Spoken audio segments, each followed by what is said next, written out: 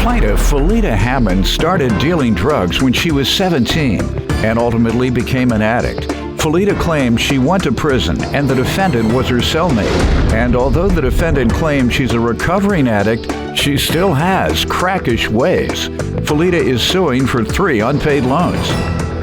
Defendant Johanna Martin says when she was deep in her addiction, she not only prostituted, but she also set a hotel room on fire.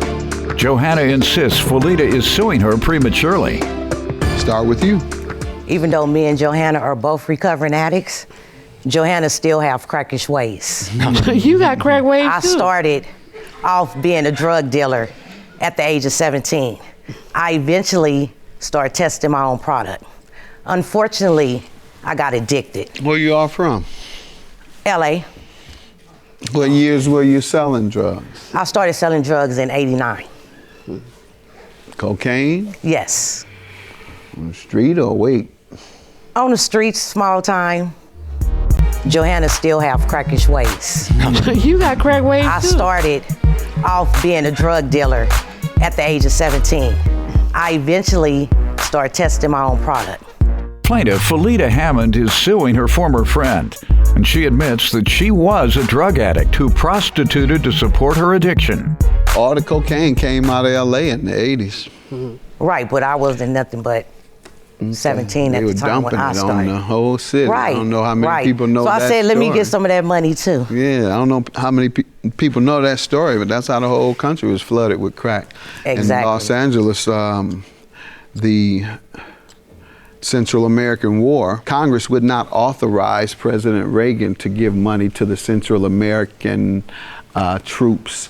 So instead, they sold drugs to finance, and the drugs they sold was cocaine. There was a congressional investigation about the CIA being complicit. That's what's been said. And I got friends I knew back in the 80s. Their whole thing was, let me go down to LA and just sit in the bar, wear a few gold chains, look like you sell drugs.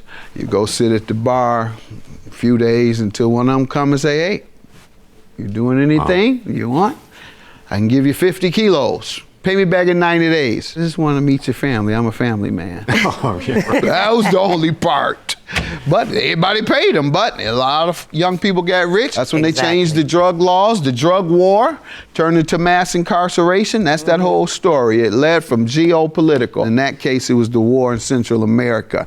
With heroin, it has been the war in Afghanistan. Afghanistan has sold 90% of the heroin in the world since the war began there with the U.S. The soldiers were on heroin, and when they came back here, of course, like everything else, where there's a need, there's some crooks who are going to provide it. All right, that's enough preaching about that, but I can't let you come in here and tell me you sold cocaine and not you put it in context. I eventually started getting high off my own supply, and it ended up taking me to some really dark places, stealing, deceiving, going to the pawn shop barefoot, pawning my TV. That's when I knew I was addicted. Did you ever meet any of those guys I'm referring to? Who? Rick Ross and all yeah. those guys? Oh, yeah. That was one of the main ones. He got super rich. And he said that's how they approached him. Wow. Sitting in the bar. And he's not the Rick Ross, musician. No, I'm talking the about LA real Rick guy. Ross. Yeah, he got super rich. Well, let's move away from that. But Okay. I just Let's wanted move folks away to from know that. how I get my information. Right. It isn't just something I'm always reading about or dreaming up. But anybody I that's know in a the lot of game these basically folks. know each other. So eventually I ended up going to prison. My first prison term, I ended up meeting Johanna. We was roommates, bunkies. Eventually I got moved out the room because I had a physical Because you got to fight. Because Yeah. you're in there fighting. So I got moved out the What room. are you fighting about? We have a... Tell us what you were fighting about. It's 8 women to a room, and we all have a cleaning day. So it's like a lifer up in there that portrays to be like a man, and she's gang affiliated, and because she has a life sentence, she thinks she just run the entire room, basically half of the prison. Anyway, so you just want to fight anyway. So anyway, I'm cleaning up the room, and it's metals and bricks. So the broom keep hitting the metal. She get up out her sleep. You hit that metal one. What? Hit the metal one more time. What's she gonna do to me? Of course, I hit the metal one more time. Joanna was a witness, so when she got up, eventually we got into a physical altercation. She told me after the fact, I wasn't gonna do nothing to you. We in prison. You're doing life. You gonna walk up on me? No, you're not walking up on me. But that happened. I got moved away. Eventually, I got out. Bed, wouldn't been no fight. People What think, was your experience? You give me some background on yourself. Oh, my experience? Well, first of all, Your Honor, I didn't sell drugs like she did. I used. she just smoked them. Yeah, I used drugs and I prostitute. Started when? In the 80s, 85, 80s, 85. Yeah, so I got into the drugs, prostitution, and I had a motel room. They wanted to put me out the room, so when they put me out the room, I set the room on fire, you know, because my name is JoJo. You're not gonna just do me no any kind of way. You know, put me up out of a motel room, and I done paid my money. You burn it down. Yeah, I burnt it. That's what she did. Won't be nobody there after you leave. No, well, nobody gonna be up in there after I leave. So I went to prison, and that's where I met Fifi, we call her. Not Felita, we call her Fifi, and everybody called me JoJo. Fifi is my alter ego. I'm Felita. So we didn't see each other no more until 2007. I seen her over by Southwest College, and I said, hey, ain't your name Felita? And so we got back in touch with each other. And so we eventually started hanging out at the casino with each other.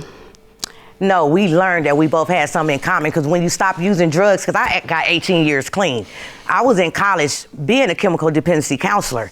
So that's when I seen her. So I'm a certified drug and alcohol counselor. Good. And I don't use anything. Good. So we figured out we had something in common, because when you leave drugs alone, slot you machine. pick up other habits. So we like to gamble, but she gambles. You do too? I You love like to gamble, don't get me wrong. I was at the casino all night long. Thank you, Chicago, because they was good to me. Without her, wanting to borrow some money. See, because that's why we here now. My first prison term, I ended up meeting Johanna. We was roommates, bunkies. Eventually, I got moved out the room because I had a physical cause fight. Cause Yeah. you in there fight. So I got moved out the What room. are you fighting about? Plaintiff Felita Hammond is suing her former friend, and she admits that she was a drug addict who prostituted to support her addiction. Tell me about the loans. You What here because happened your sister wouldn't let you have no money from her. But I knew you owed me. Okay, well, I knew you called owed me, and that's So when that you was called money in me. the bag, right? And that's when you called That me. was money in the bag. My sister wouldn't give me none, but guess what? JoJo owed me. Okay, Get so my money you from check it JoJo. out. But it's funny. When you loan it to them, oh, they got a smile on their face. But when you ask them for it back, looking like a pet bull. Yeah, like That's you're what you doing get. something to her. That's what you Like get. you've done her wrong. That part right there. Look at you. You do me wrong. You know, Okay. How she do you wrong? Ask- Maybe she didn't loan it to you. Okay. Okay, well, she lent me the money. Judge She John. did loan it to Yeah, you? she lent me the Judge money. How is she Mathis. doing you wrong? Thank you. Because she wanted back when her sister wouldn't let her have no money. She can get it. She's My sister and her are two different people. They're two different people. My sister ain't giving up no money, but Johanna gives up money. But guess what? You owe me. What's the problem? I can't ask you. Oh, I forgot. When That she was a loaned me, piece of she work. never asked me, because I gives it back. Where y'all come from? Imperial Gardens? No, I never Jordan stayed in the Down. project. Jordan Down? I never from the stayed in the That's where the projects. whispers have come from. I came from the Jordan I Down. did some volunteering over at the Imperial Gardens. That's a real tough housing projects. And is that Compton or Watts? That's Compton. That's Watts. Watts, yeah. What's up? Tough place. I helped over at the community center there. Me and my son Amir. Amir took me over there to volunteer to help the young men there. So hats off to Amir. You should take me to Jordan Downs. You gonna take me to Jordan Downs? You gotta say, No, what's no, no, up? You don't go over there? You can't go back over there?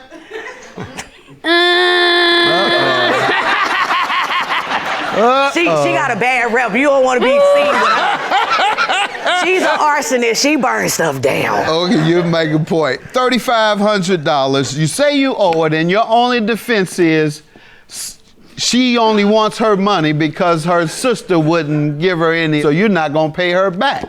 What are you saying? She's a sucker since her sister won't give her none? Now she's a sucker, so you're not going to pay her? No, I didn't say she was no sucker. It's just that she wanted back. Never a sucker. She wanted back in the amount of time that she wanted it back. Okay, when did you loan it to her, ma'am? September. Of? 2018. And what was the agreement? March. Repayment. Okay. March of 19. Is that not a substantial time? You have a job, full-time job? That's a hustler. It ain't never stopped. I told you, she still got crackish ways. You got crackhead ways too. I never said I did. You know, you throw. I never said I did. You throw ballers at cars. Yeah. I need anger management. When you're driving all crazy and going on. Anger management. Y'all a piece of work. Well, I'm a work in progress. I do need help. I'm working too. Have you paid her anything? Perhaps it may be premature to expect to be repaid all of the money, but if you told her March, you made an agreement. If you didn't tell her March, you should have at least given her something by now. Okay, well, she called me in February, like, okay, the next month is March. March wasn't even here yet. All right, ma'am. That's it. You have no legal defense to paying her. You're going to have to do a little more boosting or credit card fraud. Or I know California is a paper town, so you work your paper game. And you'll be able to pay her, right? Why are you looking at me like that? Like what? You're the hustler. You're looking at me like I'm saying something wrong. I'm hitting it on the head, aren't I? She out there boosting, credit card, car accident. Wait. You see all this She's jewelry? looking at me like, how you know? I know what the hustlers do. Where you think I've been? Judgment for the plaintiff. Have a good day. Thank you. We could still be cordial. We could still coexist in the same room. Whether she still want to be my friend or not, I think this was the best way to do it instead of getting physical or verbal. But no love lost. No, ain't no love lost, you know, but we can't never change money no more. That's for one thing. We can't never. Money ruins a friendship. I know that by now. Okay, I still love you. I still love you too. Plaintiff Lance Parker married the defendant after meeting online, but he claims he divorced her because she was verbally and physically abusive towards his son. Lance is suing his ex-wife for stolen money. Defendant Angelina Evans says while married to Lance, he had her falsely committed to a mental ward, but she was released soon after without incident. Angelina's countersuing for emotional distress. Start with you. Sir, in 2016, I met Angelina on a dating website, and we dated, went out on a date, the first date, and it seemed okay, and so I wanted to go out on a second date, went on the second date. The second date, Angelina started telling me how she was having problems with her roommate, couldn't go back home and things, and so anyway, she ended up staying How long was that second date after the first? Approximately 2 weeks. Okay. Then she started dry begging about you getting her apartment. That what you're saying? Well, she ended up staying at my place for about 7 days Right. after the second date. That's correct. All right. Then what happened after the seventh day? You all Second date. rested? Well,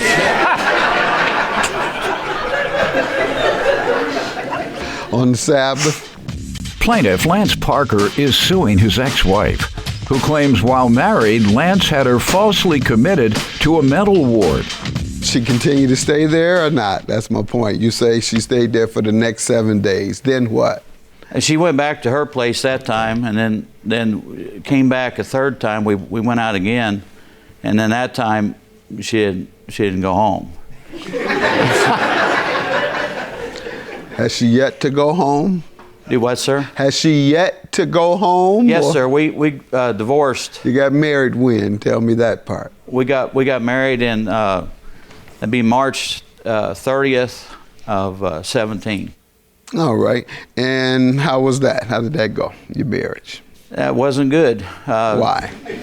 Angelina didn't tell me that she was bipolar before we got married.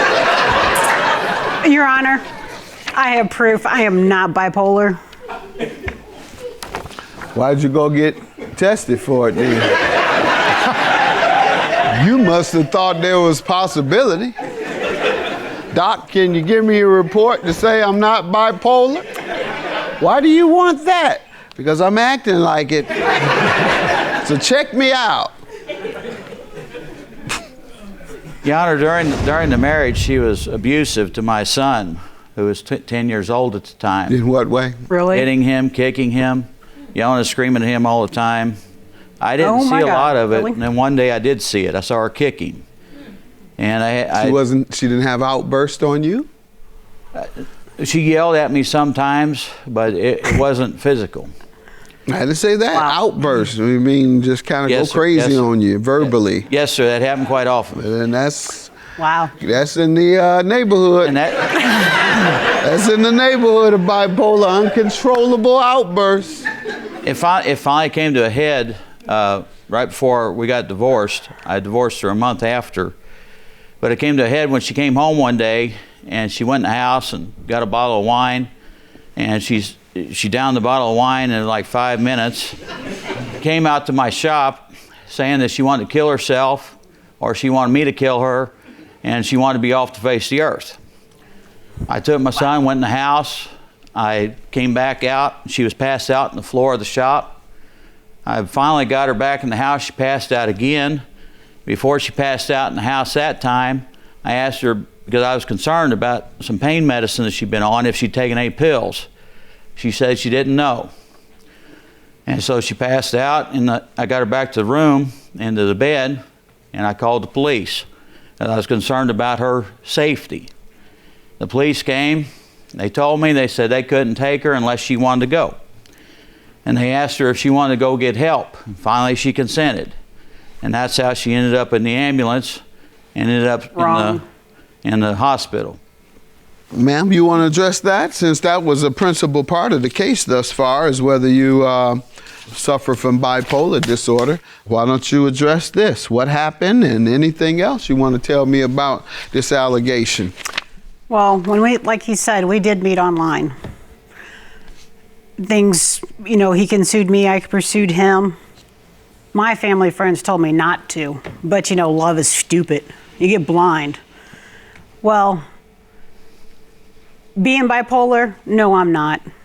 And the reason I handed you those papers is because the night that I did drink wine, yes, I did. Yes, I got drunk. I woke up to cops all around my bed telling me I had to go to the hospital. Mm-hmm. It was because he signed a document committing me to the mental ward. Why do you think he did that? Well, he's told me he's done it to his past 2 ex-wives, so no telling. Controlling. No, sir. You had your 2 ex-wives committed? No, sir. That does sound like it. No offense, but that ain't the bad way to... That isn't a bad way to get your wife out of there. You have them committed. You say you don't have any issues, so I can laugh. I'm reading. No, that's good. And assessment. Yeah. Yeah, I've got depression and anxiety. And so that's what I'll you admit to witnessed, that. sir. She has depression. That's what they diagnosed. Plaintiff Lance Parker is suing his ex-wife, who claims while married, Lance had her falsely committed to a mental ward. Tell me why you are suing her for stolen money. What happened?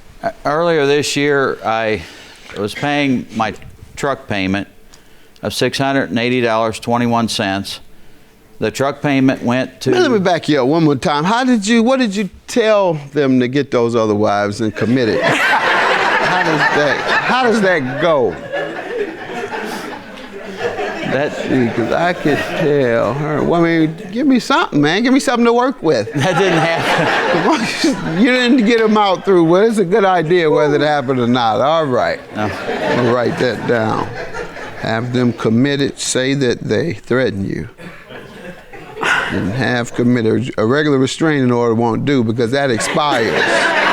So commitment is what you seek. All right. Go ahead. I'm sorry. I was just trying to see my approach to this. Go ahead. So earlier this year, I was paying my truck payment, but the first listing on my bill pay was still a bill for Angelina to this collection agency.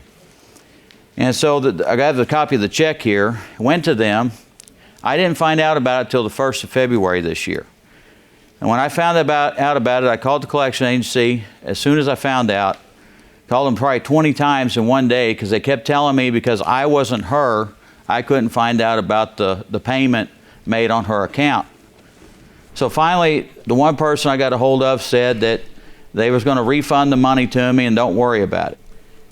I had called Angelina and I let her know ahead of time. I said, if you see this money, let me know. No, you did not. She said that she would let me know, and she said that if it come to her, she'd give it over. Lie. The second time, I called the company, and they double-checked, and they said, yes, there was a payment made, but it went to Angelina. And then they told me that she had already cashed it. And so I called her back. And I said, you've told me that you didn't know about it. Now here you cashed it. And I said, now we've got a problem. And I even have text messages where I text her and saying, that it wasn't right. Did she respond? No, sir, she did not. Let me see them. Ma'am, what do you want to tell me about this? So, yes, I did receive a check for $610.75. I called the company because I didn't know what it was for. I asked them, they said it was an overpayment of my medical bill. They said it's fine, That's cash not it. true, sir. She called them. Let her finish. They said, go ahead, cash it, it's fine. I thought it was for my car accident that I had a year and a half that was getting settled up. That just recently got settled. After I cashed it is when I got the phone call from him telling me it was fraud. Well, he called me, harassing me. I didn't want the aggravation. I had my phone number changed. So I didn't have to be bothered. Plaintiff Lance Parker is suing his ex-wife, who claims while married, Lance had her falsely committed to a mental ward. Why didn't you give him the money? Why? I didn't know about it until after I cashed it and So why spent didn't it. you give it? Why didn't you tell him you were going to pay him after you spent I it? never told him I was going to pay him. I'm or give it to asking him. you, why didn't I? you? Yes, ma'am. It wasn't your money. You had no legal right to it. You spent something that wasn't yours. When you find out it's not yours, you let the person know that you owe them. And you might even needed a payment plan, but not just change your number when you receive something that you have no legal right to. For you to change your number was an indication that you had a consciousness of guilt. You knew you were wrong. That's why you changed your number. No, I You didn't want to be cannot keep harassed. things that you have no legal right to. Many people think they can, but try it with the bank. Let the bank put some money in your account that you're not entitled to, and you withdraw that money, and they come and ask for their money, or they try and move it from your account, and you have drawn all the money out. You think they're gonna say, oh well, we'll let it go. Let them have that $20,000 that we mistakenly put into her account and she spent within 30 minutes. Our loss. No, you had no legal right to it. And so you must return it. How does he owe you the counterclaim for $1,000? Mental Emotional anguish. distress. What did he do? Put me in a mental ward for no reason. Wrong, telling me that I tried this when never happened. It is stupid. I mean, he's done it before. Done it with who, ma'am? You have evidence that he's done that Well, with a no. different wife. I don't, his past, I don't care. All right, ma'am, I think, quite frankly, he did the right thing to take you in. If you're suffering from major depression, and that is a critical symptom, and that is something not to be played with. No. When a person expresses that they're depressed and that they have suicidal feelings, that's nothing to wait around to see if they feel better. So I think he did right by you. I'm going to have to dismiss your claim, but I'm going to grant you yours. You were the legal owner of that money. And Thank so you, sir. You'll remain that, and she'll have to pay. Judgment for the plaintiff. Have a good day.